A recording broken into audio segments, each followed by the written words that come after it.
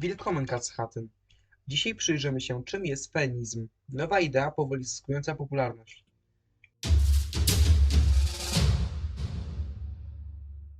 A więc czym jest felinizm? Felinizm to nowa idea polityczno-społeczna, pierwsza rozpowszechniona na szerszą skalę przez Karla Miauxa i Fryderyka Felinsa. Dokładnie opisana została w manifestie felinistycznym. Felinizm to ogólne określenie, ale możemy wyróżnić kilka wspólnych celów wszystkich felinistów. Między innymi dążą oni do emancypacji kotów oraz zakazania praktyk takich jak kastracja i przetrzymywania kotów w obozach koncentracyjnych, powszechnie nazywanych schroniskami. A w dalszym etapie wprowadzenia katriarchatu, rządu sprawowanego przez koty, i katokracji. Pogląd ten jest odrzucany przez niektórych felinistów.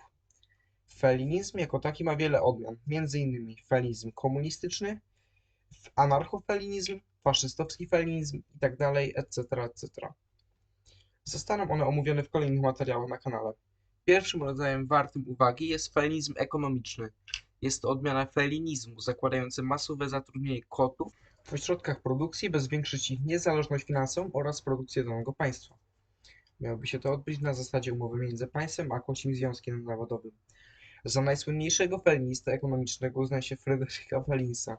Wypracowane w ten sposób pieniądze miałyby pójść na wsparcie felinizmu i stworzenie kocich osiedli. Kolejną odmianą felinizmu, która mogłaby zostać zakwalifikowana do spirytualistycznych ruchów New Age, uznawaną przez klasycznych felinistów za skrajność, jest felinizm religijny. Wyznawcy odmiany religijnej sądzą, że koty to najwyższe istoty zesłane na ziemię przez Bogokota. Wzoruje się on na wierzeniach starożytnych Egipcjan. Jednym z kolejnych rodzajów tej idei jest felinizm sionistyczny. Zakłada on osiedlenie się kotów na Atlantydzie z dala od ludzkości i utworzenie nowej kotocywilizacji stawiającej na rozwój technologiczny i społeczny. Jest silnie powiązane z odmianą religijną. Natomiast nieco niszowym felinizmem jest felinizm pajdokratyczny. Zakłada on sprawowanie władzy w kocich społecznościach zwanych kotunami przez młode osobniki felis catus.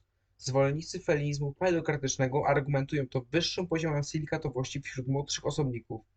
Idea felinizmu jest często określana przez jego przeciwników jako utopijna. Tak jak wspomniałem, poszczególne rodzaje felinizmu powiązane z różnymi ideologiami zostaną zaprezentowane w następnych odcinkach na tym kanale, dlatego warto subskrybować.